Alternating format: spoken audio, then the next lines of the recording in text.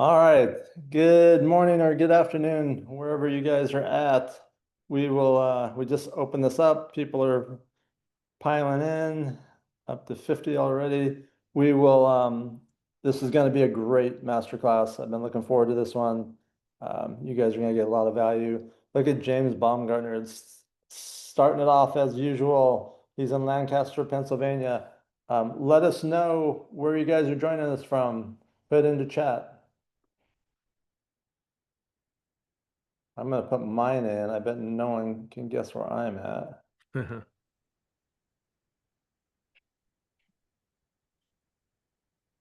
All right. We'll give it another minute or two, let people come in, then I'll introduce our guest. You guys are in for a treat. If you don't have pen and paper or pencil and scratch pads or whatever you use to take notes on, make sure you do, because there's going to be a lot of good information, a lot of great ideas you're going to want to make notes of.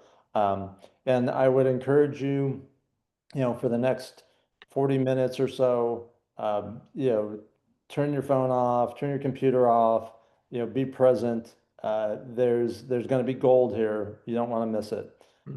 So with that, I'm gonna introduce our speaker. Whoops, let me do this.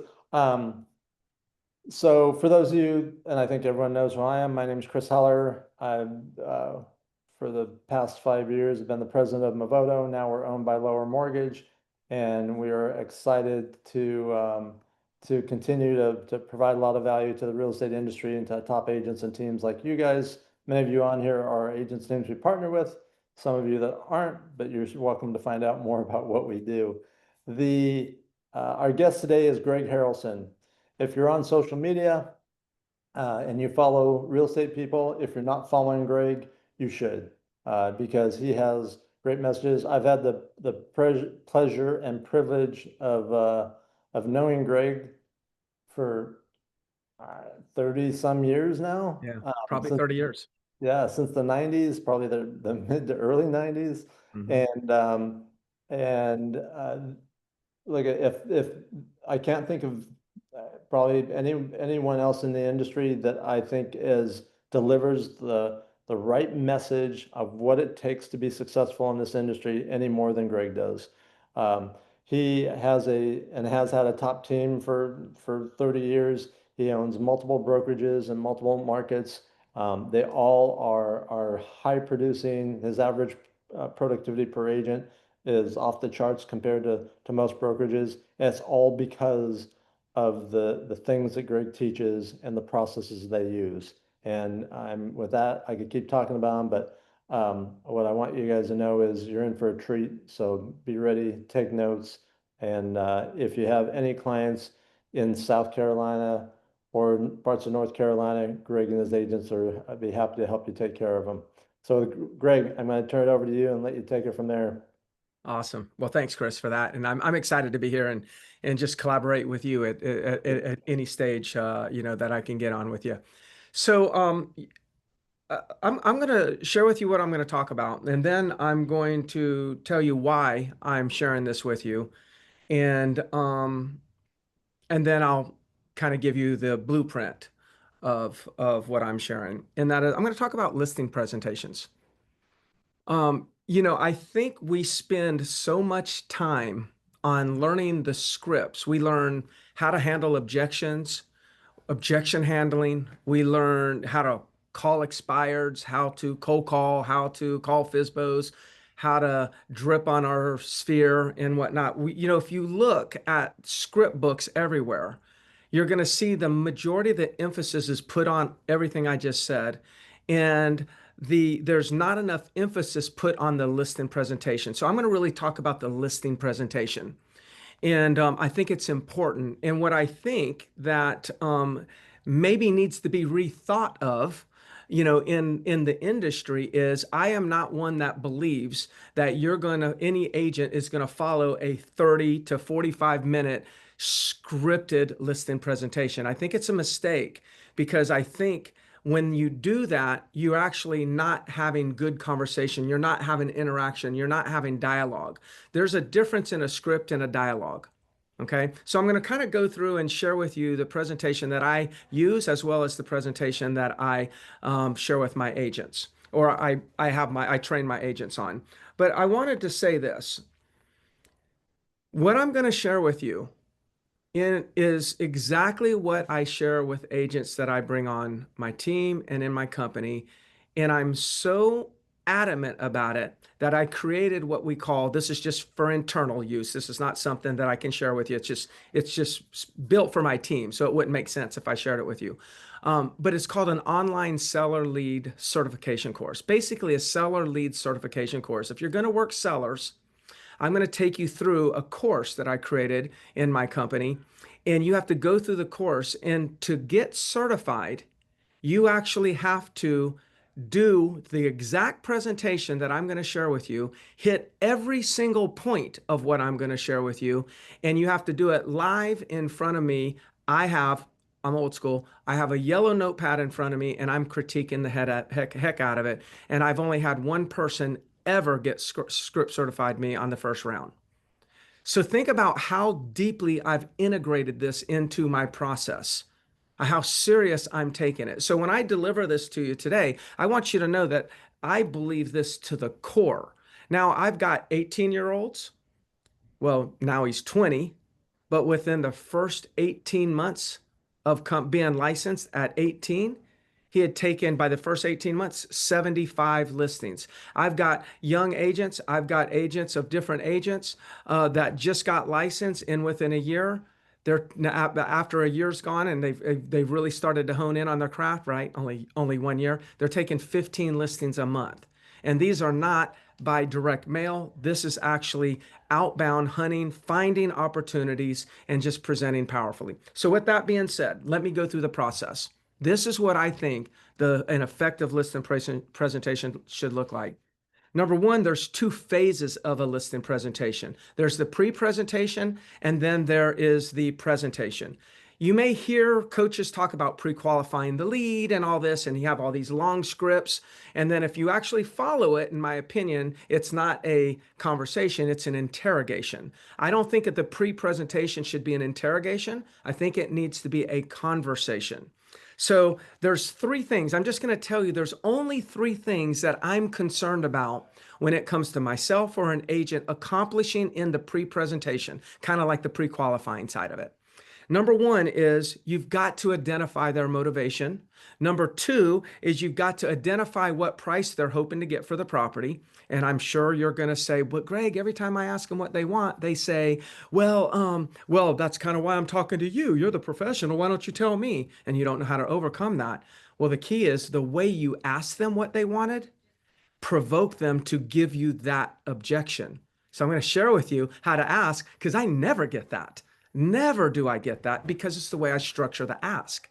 So it's identifying motivation, identifying price, and then you've got to identify what it is they're looking for in an agent. I'll tell you more. So let's talk about motivation. It's just real simple. It's you just say, hey Brock, I'm just kind of curious. What's got you thinking about selling? Now, Brock is going to tell me, well, we want to move to Atlanta. Now, I'll tell you right now, Brock is not thinking about selling because he's moving to Atlanta. Even though he said that, that is a very surface level conversation. Oh, really, Brock? Well, tell what's going on in Atlanta? Well, my grandchildren are there and I want to get closer to my grandchildren. Okay, now I believe he's selling to get closer to his grandchildren. Now, the reason why I don't believe he's selling to get to Atlanta is because if his grandchildren were in Austin, Texas, do you think he would have said Austin, Texas? Yeah, he's selling for the grandchildren, not selling for Atlanta. He would have went to any state that the grandchildren are in. So when it comes to identifying their motivation, the why behind the transaction, you've got to go a minimum of 2 to 3 layers deep. The first answer they give you is not the real why. The real why is 1 or 2 layers below the first answer they give you. The second thing, identifying price. Brock, this now I wouldn't do this in the same order, like it would be, hey, why are you selling? And then, well, what price you want? But at some point, because I'm establishing rapport by asking questions and listening, then I'm going to say, hey, Brock, tell me this. I mean, What kind of price are you hoping to get for the property? If you use the word hope, you're not asking them, what do you think it's worth? If you ask them what you think it's worth, I promise you they're going to say, well, I don't know. You're the professional. If I say hope, they can't say, I don't know. You're the professional. Because how would I, being a professional, be able to answer a hope question? But I, being a professional, it would be logical for me to answer a value question. And it's also important to have the inflection and the tone be what I just shared on this video, on this recording, which is, hey, Brock, let me ask you this. You see how I'm kind of stuttering? It's making it very natural. It's making it very sincere. It's not interrogative. It's very curious. Basically, the skill set that I'm demonstrating here is the skill of curiosity. My tone is one of absolute curiosity. And then I'm using hope in the way I structured that sentence. They will cough up the price every time. And then the third one is, this is all pre-presentation. Now you may have a call before you get to an appointment. You may be talking for 20 minutes to somebody. All I'm telling you, to be certified for me, I just got them in the middle of all your jibber jabber, all the dialogue. You got to accomplish those three things in the pre-presentation, and you have set up your appointment for success.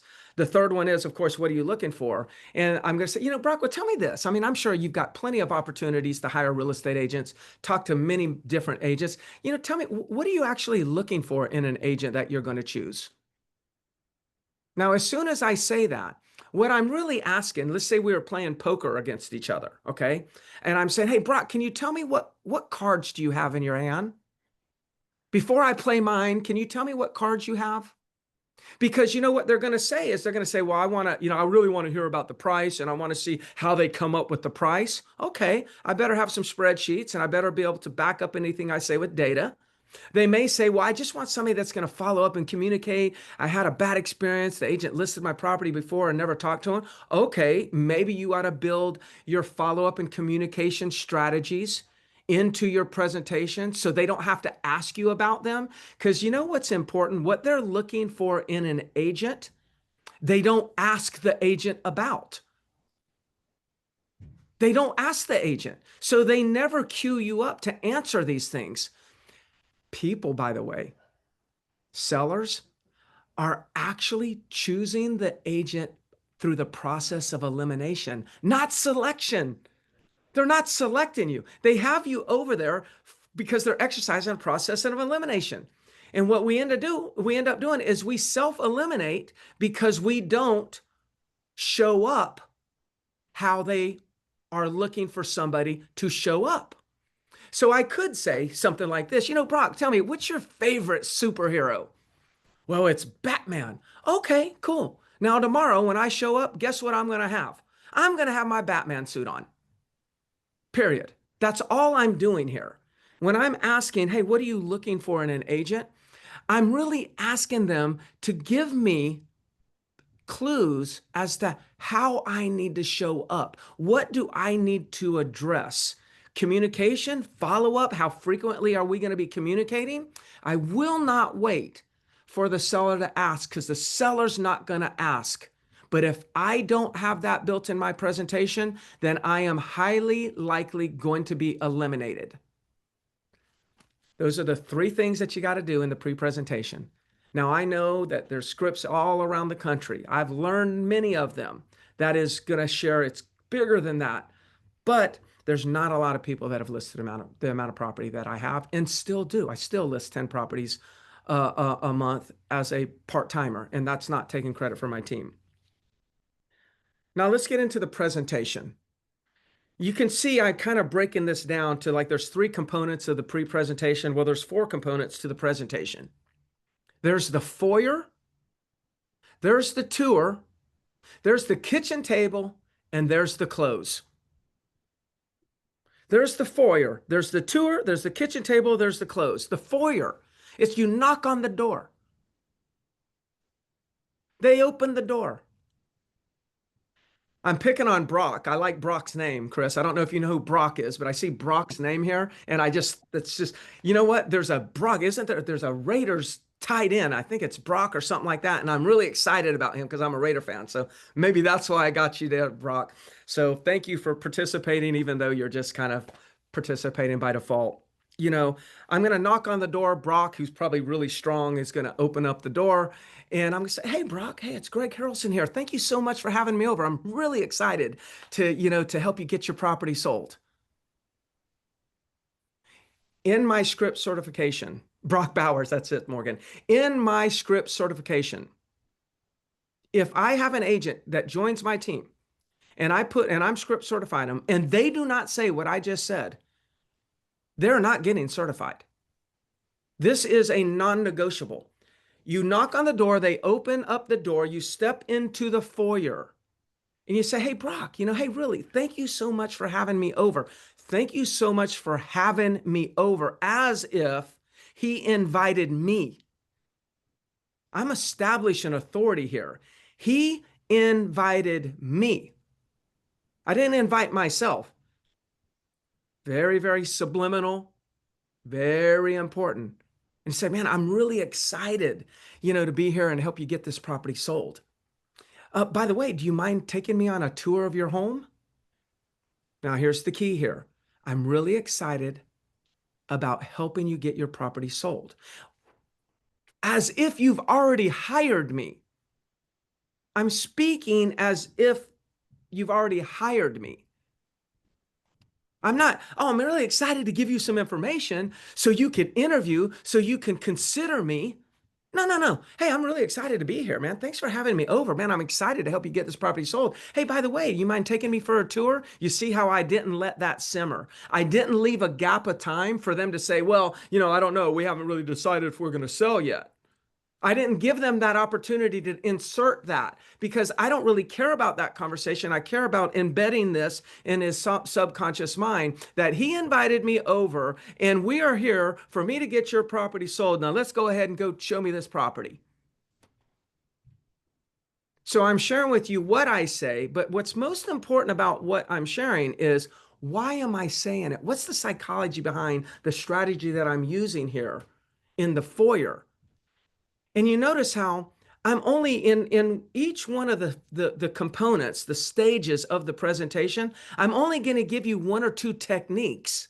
I don't need to give you 30 minutes of scripting because you can be who you want to be and say what you want to say. I'm just saying, if you say these things at these times, it's going to dramatically increase your conversion. That's the foyer. We're done. Now we're on the tour. Now, some people are going to say, well, Greg, do you like to tour the property with them? Yes. Well, a lot of coaches say you shouldn't tour the property with them. Yes, you're right about that too. Well, why do you do the tour with them? Aren't they going to talk you into like higher price? Yes, exactly. Which is exactly what I want to give them the opportunity to do. I want them to talk because when I get to kitchen table, that's where my presentation is really going to begin, or at least the pricing conversation. So that's going to be a little bit more business. So the tour gives me a little bit of time to build more rapport. Now, you know how to do a tour. You can do it a few different ways. If you're at the foyer, depending on who you're talking to, you say, well, why don't you just kind of take me on a tour for your property? Pretend we're on HGTV and you're one of the real estate agents or you're an owner and go tell me, give me, share with me, your property. And then all of a sudden they start, oh, okay, well, where would you like to start? Well, why don't we start here? Because they're always going to kind of like be hesitant of which room do they take you to. Let's just point to any room except the kitchen. The kitchen's the last room. You tour, probably live in space, and then they're going to go to bedrooms. Then they're going to go outside. Then they're going to go to the garage. And then you're going to end up, because you're going to make sure you end up at the kitchen table. But in the tour, there's a few little tips that I'm going to give you. The tour is designed to establish rapport. How do you establish rapport in the tour?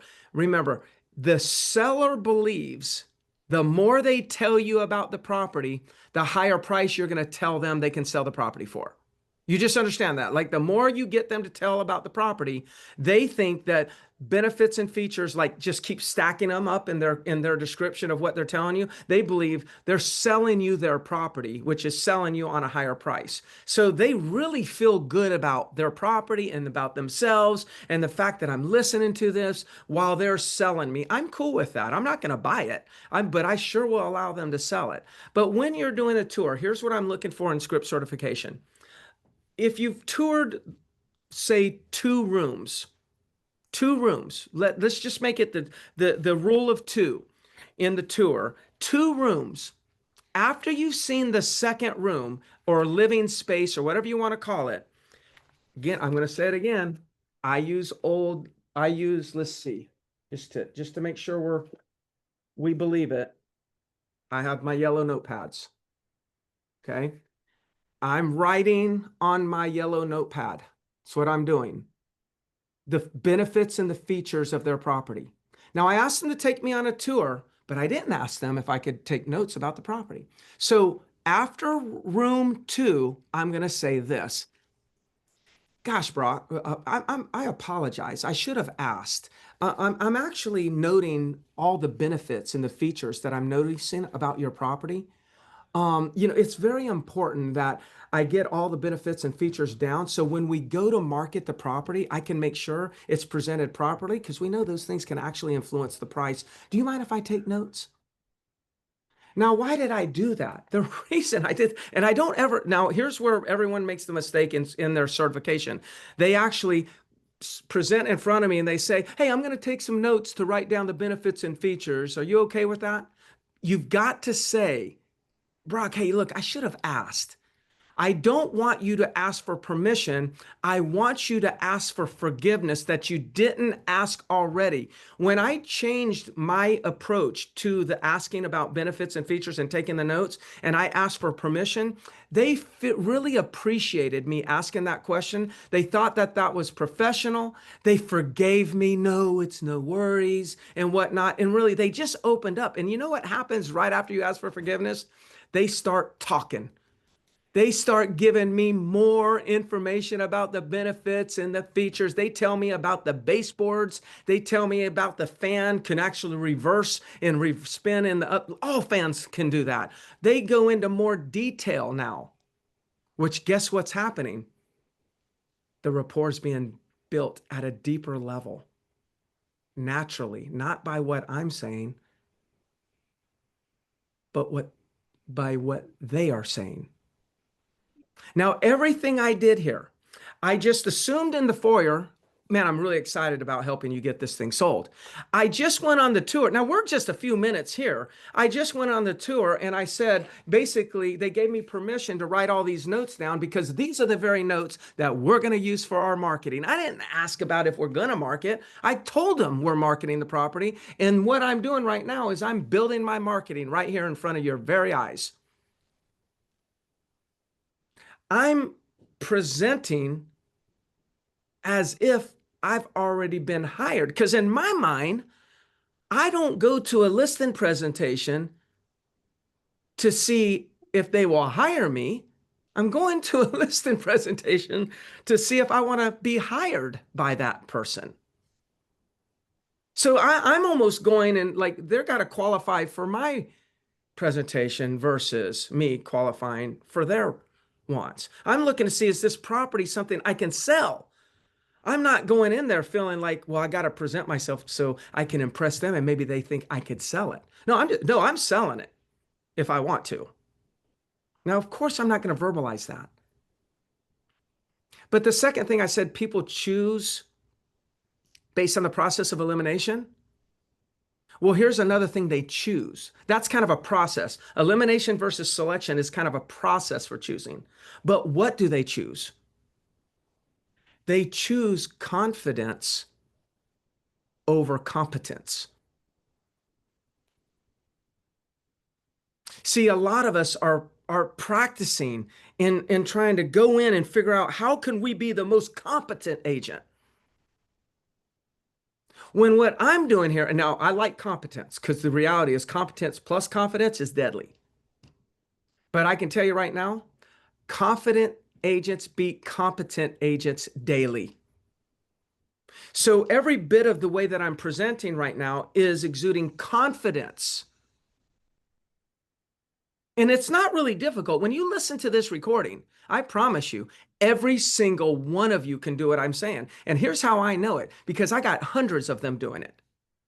I know that you can do this. And the reason I know you can do it is because I'm breaking it down. Pre-presentation is 3 questions. The presentation is 4 components. Foyer or tour, we're already through 2 of them. And it's not that difficult. I'm just kind of making it a little dramatic to keep your attention. No, I actually kind of present that way also because I'm bringing confidence to the relationship because they want confidence. Now, I don't know if anybody's ever done a triathlon, but I thought this was an interesting thing. I've done a lot of triathlons in my life and still do them. And one of my coaches, or my only endurance coach, said something to me one time, and I thought it was very important. He says, "How many events are in a triathlon?" And of course, I fell for that. That was such a baited question. Like, it's so obvious the answer is 3, right? And as soon as I say 3, because it's the swim, bike, and run, he's like, "Nope, 5." I'm like, "What? What do you mean 5? Tell me about this." You got the swim. Then you've got the transition from the swim to the bike. Then you got the bike. Then you got the transition from the bike to the run. Then you have the run. See, really, I said there's 4 components, but the reality is there's the foyer, then there's the transition from the foyer to the tour. I've already told you what the transition was, and that is, I'm really excited to help you get this property sold. By the way, why don't you take me on a tour? That was the transition, was the rolling sentence that transitioned to the tour. After the tour, there's a transition before the kitchen table. The transition is you end the tour behind a chair at the kitchen table. And you just simply say, "What a wonderful property. Thank you. I've got so many notes from a marketing perspective that's going to make a difference. I'm excited to kind of build that out. Hey, while we're right here at the table, why don't we just have a seat?" That's the transition. So when I'm doing script certification, I'm looking for, did you ask that question in the foyer? Did you transition to the tour properly? Did you ask for forgiveness? Did you transition from the tour to the kitchen table properly? Now you're sitting at the kitchen table. Now there's 3 things that are typically talked about at the kitchen table. They're usually about ourselves. Like, here's my track record. Um, if you're talking about your track record, I promise you, you've got a high probability, unless it's a referral or some sort of like relationship, past client, there's a high probability you're not going to walk out with that listing. High probability if you're talking about yourself. If you have to talk about yourself at all, then you have missed at least what I'm going to present to you. You've missed the whole presentation. But I do know sometimes people will ask a little bit about, how long you've been in the business and whatnot. But typically they don't. They do that. They only ask those questions to competent agents. They never ask those questions to confident agents. I got an 18-year-old that'll go in and take 10 listings a month. Somebody would argue he's not competent. Now, I would argue he's competent, but just because he's been in the business so little time, taking that many listings, that's confidence. And he wouldn't be taking all those listings if everyone was like, "How long you been in the business? How many homes you sold? How many of this?" He doesn't have good answers for that, but he's got confidence. And it's interesting how they never ask the obvious questions. They only ask the questions about personal stuff like that if they're presented, if the presentation's from a competent agent that's lacking confidence. Okay, so we get to the kitchen table. Here's what I want you to say. I want you to say this. Now, this is going to be controversial in the sense of like, "Oh, Greg, that's like, you sure? Like, is that the right flow?" I'm going to say, "Hey, Brock, you know what? Look, again, you've got a fantastic home. Obviously, I brought a lot of information. I've done quite a bit of research before I came over. And, when I sit down with potential sellers like yourself, typically they really want to talk about, 1, 2, maybe 3 things mostly. Sometimes they want know a little bit about my track record. Of course, they want to talk about price. There's no way that we could have a conversation about selling without discussing price. And then they want to, they want to understand a little bit more about how I get property sold from a marketing aspect. So let me ask you this, where would you like to start? Now, put in the comments where you think they say they want to start. I just said in order, commission. No, if by the never will you have commission be it. That right there, whoever answered that, I'm very thankful that you said that. But I will tell you, never do they ask about commission at this stage when I just made that presentation. Never do they ask that. And Sam Patel just put net. No, they don't. Sellers don't even know how to calculate net. And at this stage, we haven't talked about price. So I want to reframe everybody's thinking right here. I just said, hey, Brock, I really appreciate you showing me around the house. I've done a ton of research for you. I really spent a lot of time on this. And when we get together, usually people want to talk about a few things. It could be anywhere from, my track record, my company and whatnot. Pricing, obviously, that's going to be one of the things that we have to discuss. And I really prepared, thoroughly for that. And then, of course, marketing. They all say price. Every one of them say price. I remember, I only gave them 3 options. So some of the answers that you are given in the comments aren't one of the 3 options. So the reason why I'm setting up the conversation with this is because I'm giving them those three options. I control the dialogue within those 3 options. What I don't know is what the 1,000 other options that they may randomly say that I'm not prepared for. So I'm controlling it by putting rails on the 3 things. Which of these 3? Choose one, choose one, choose one. They will choose one of the 3. They always choose price out of those 3. And I say, you know what, Brock, that's exactly what most people do. And one thing that I want to share with you is the one thing that influences price the most is how your property is marketed. So I'm going to go ahead and go through a few thoughts on what we do to market your property, basically create demand for your property. And that'll be the perfect segue as to how we can get a good price for that property. Does that sound fair? They're never going to say no. Just think about the foyer, the transition, the tour, the transition, and now I'm at the kitchen table. Think about the way that I've coached this presentation so far, the way that I'm embedding little commands in their subconscious mind, the way that I'm demonstrating confidence. You got to understand that even though your mind might be thinking people are going to do something other that I'm saying they're going to do, I'm telling you they're going to do exactly what I say that I'm saying they're going to do. And it's because of everything that I've done up to this. I've done too many thousands of presentations in my career to not have figured this out over time. I didn't figure this out before I started listing. I probably figured this out after I lost 1,000 listings and took another however many thousands that I've taken. So it's through trial and error for many, many years that I've come in and reduced it down to this kind of presentation. Everyone's going to ask me about price. I'm going to transition it to marketing is the catalyst for pricing. So guess where I'm going to start every time? Marketing.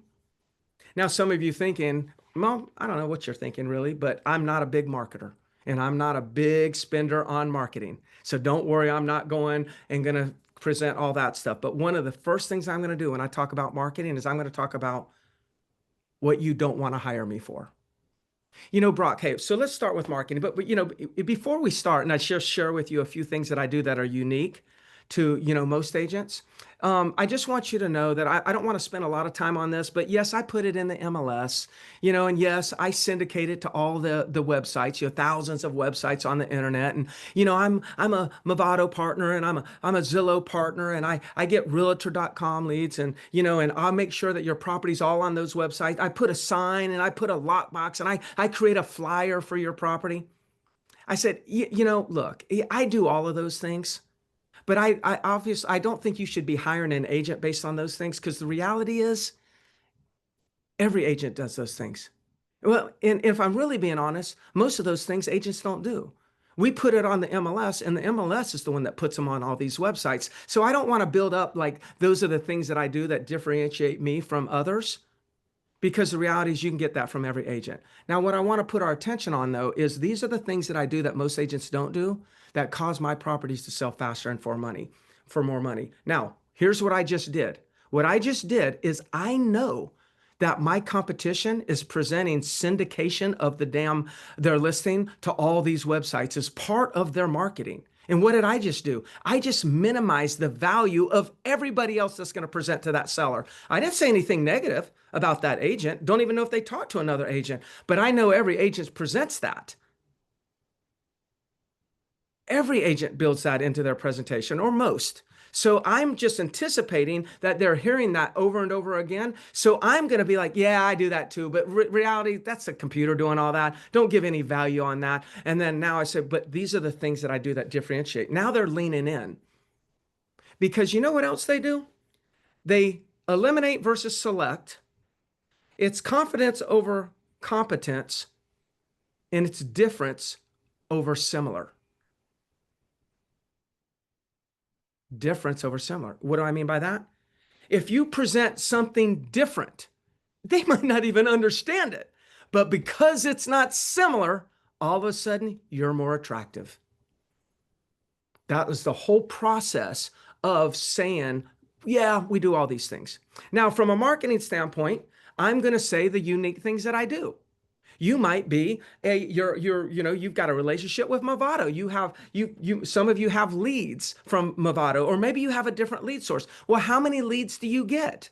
Can you actually print out a list of your entire database if it's not like 400,000, but can you print off a list of maybe 1,000 and take it? Yes, it would be multiple pages. Maybe it's double-sided. Print off that list, take that in with you, and then visually be able to show them, yes, I have a relationship with Movado. I actually spend X amount of dollars and I generate X amount of leads. And here's an example of the leads that I have. See, everybody's saying, yeah, we got buyers. You're actually bringing your buyer list into the appointment. It says you have their telephone numbers, their names, their email addresses. You have all this. You're showing it to them. And they're thinking, wow, you got a lot of buyers. Somebody else could have more buyers than you, but if they don't show them, in the eyes, in the mind of the seller, they have none. They are going to believe what you show them when it comes to a conversation of the buyers that you have, because there's a lot of BS in our industry. You are presenting differently, and differently is one of the things that they're choosing. They're choosing different over similar and confidence over competence. Very important. For the sake of time, we're not going to go really deep into the marketing, because the reality is everyone's marketing can be different. Okay, but just that's where you insert. Now I'm done with marketing. Now I talk about price. Now we're all going to have done our research. We're all going to have CMAs. The important thing that I'm looking for in pricing is there is no one price for any property. An appraiser will tell you, you get 5 appraisers, you're going to get 5 different numbers. There is no one price. Real estate agents that present one price, it baffles me. Are they the only person in the world can pinpoint it to the one price? And that one price that they give, that's never the price, because it doesn't sell for that price. It either sells for more or it sells for less. We don't know the price, but what we should have confidence is a price range. So I'm always going to present a price range. Now, that doesn't mean 200 to 300,000. No, I'm going to be intentional about telling them what I really believe, but it's going to be 3 prices. I'm always presenting 3 prices. In the 3 prices, there's 3 components to each pricing strategy or pricing structure. There's the price, there's the net, and there's the length of time I anticipate it taking. I'm going to give them a 60-day or less in my market.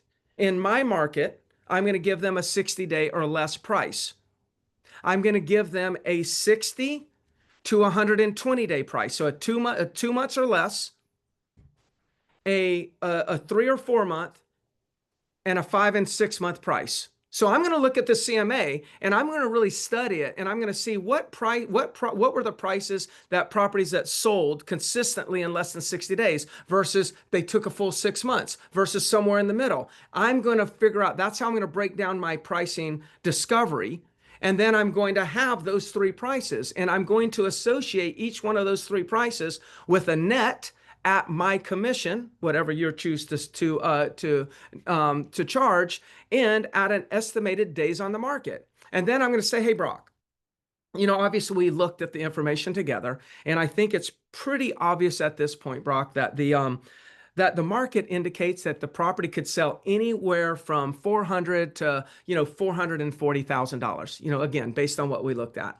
So depending on how quickly you would want to sell, the person that would price their property, say at $439,900, that person is somebody that's saying, hey, I want to get it on the market. I don't want to be overpriced, and as long as it sells in 5 months or somewhere in that range, I'd be okay with that. That's the person that would price it there. But then you've got the person that says, hey, Greg, look, I need to know exactly what it's going to take to get this property sold in 60 days. That's the person that's going to list the property somewhere around 415,000, maybe 414,900. And then, of course, there's the majority of the people that say, I don't want to have it sitting on the market that long, but I also don't need to sell that fast. I'd just like to really go somewhere in the middle, maybe the fair market value. And that's the fair market value price is the middle price. By the way, about 5% will choose the low price. About 75% will choose the middle price, and about 20% will choose the high price. You never insert a price that you're not willing to take the listing at. Okay, so when I say high price, I'm not saying overpriced. I'm saying whatever the highest price is, you would still be willing to take the listing. That is the ceiling. And that's what I say. I call that high price the ceiling. This is kind of like the ceiling. Like if you go $1 more than this price, you might as well not be on the market. This is the floor. If you go below this, yes, you're probably not gonna sell it any faster. Like if we're at 415 or 412, we're still gonna sell it the same speed. So I got a floor, I got a ceiling, and I got fair market value. I present those three prices. Now, that's the kitchen table. The close is simple. We're staring down the three prices. And this is why price always comes last. Or I should say second, because you guys are probably wondering where's the third one coming in, which is about me. I don't ever talk about it, because once I'm done with this close, there's nothing else to talk about. And I'm going to say, Brock, hey, look, based on the range for the property and the three options here, how long it's going to take, and of course, very important, how much you're going to get in your pocket, which pricing strategy should we start with? They're looking at the three nets. They're looking at the three prices. They're looking at the three time frames based on their goals and their intentions. Which pricing strategy should we start with? Now, if they said, well, commission, we've already discussed net. It's a little late to be talking about commission. They may ask, but it's hard for them. Like once they already see the net and they're okay with the net, it's hard for them. Now they're in a very weak position to be negotiating commission with me at this moment. It doesn't mean it never happens. It just rarely happens. And when they say, and here's what they say, 75% of the time, they're going to say, well, I think we should probably go with the middle. Now think about what my close was. Which pricing strategy should we start with? Not should we start. No, we're starting. Just tell me which one we're starting with. Doesn't that fit the flow of the tour? Doesn't that fit the foyer? You see how it all just kind of flows together? They choose the middle. And then I say this final statement before I push the paperwork in front of them. And that is, Brock, based on the conversation we had the other day and you sharing with me, getting to Atlanta to be by your grandchildren, the kind of the time frame that you were thinking, I think if I was in your shoes, I'd probably choose the same one if I was you. Let's go ahead and get started. Chris, that's it, buddy. That's my listing presentation. I hope these people really enjoyed that. I do too, because I have a page and a half of notes. I too have listed thousands and thousands of homes, Yes, and you have.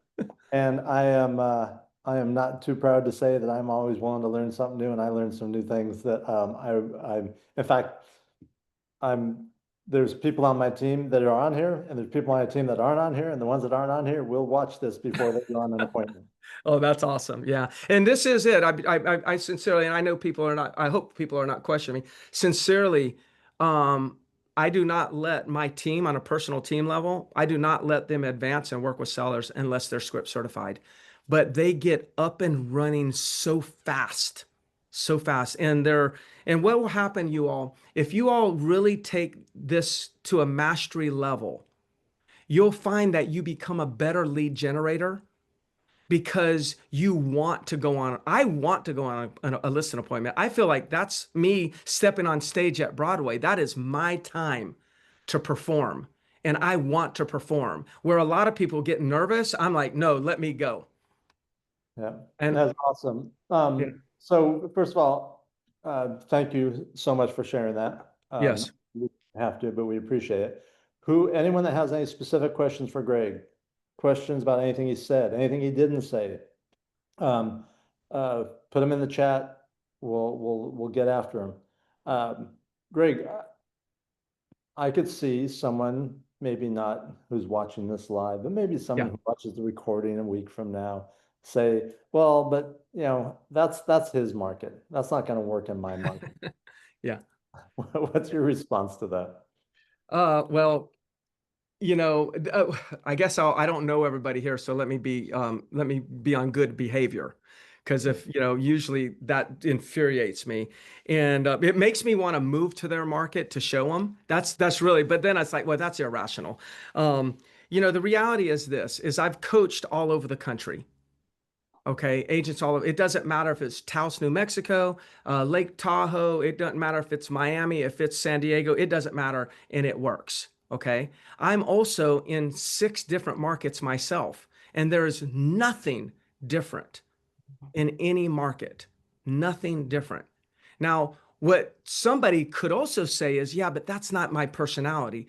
And I want to warn people, it's not my personality that's making this presentation effective. It's my authenticity that's making it effective. So it's every one of our personalities. If you will follow the components and the structure and you just be yourself, it will be effective. I promise you. Okay, so one of the questions, thank you. One of the questions was, do you ever take photos during the tour or while you're there? I have not, James. I have not. Maybe it's an idea. I have not. I have not. I literally do what I just said, but that's interesting. And then the transition at the kitchen table is when you're standing behind the chair Yes. and And that's kind of the transition right there is making sure you end the tour at the kitchen table behind a chair. And then you say, hey, Chris, wait, well, hey, while we're right here, why don't we just go ahead and sit down here at the kitchen table? That's the transition. yeah, you have a great home. I'm Yeah. excited to took a lot of great notes on how we're going to get this thing sold. Yeah. Is it okay if we sit right here? Yeah. Awesome. Let me see if there's any other question is. Oh, Deborah asked, what is you minimize the things that everyone's going to be talking about, but then you say, hey, but there are a couple things we do that are unique or that are different. Can I tell you about those? Deborah's question is like, what are some of those things? Yeah, I'll give you an example. Like this will be like legitimate for me, right? It may not apply to you because you may not have, it depends on what tools you use. Okay, so I have an IDX website. Most people do, and we have lead flow coming into that website, and I can go to that website and I can put in a zip code or an area of my town, and I can pull a list of how many buyers, and I can print off a list of the buyers. How many buyers do I have that looked at property in this neighborhood or in this area or in this zip code in the last 90 days? So I can take that neighborhood and say, okay, I need to find out how many buyers I have. And then what I'll find out is that maybe I had 120 buyers in that like little area of town. I have all their contact information. as buyers. And in the last 90 days, they were searching in that neighborhood or a surrounding neighborhood. I print off that list and I walk in and I say, one of the first things that I'm going to do once we have launched the listing onto the market is I'm going to go out and produce some really nice marketing material based on the benefits and features that I just, discovered. And I'm going to go ahead and start sending that information to this list by email. Then we're going to start calling every one of them to see if they're interested in your property. Like if I say that, remember I said different versus similar?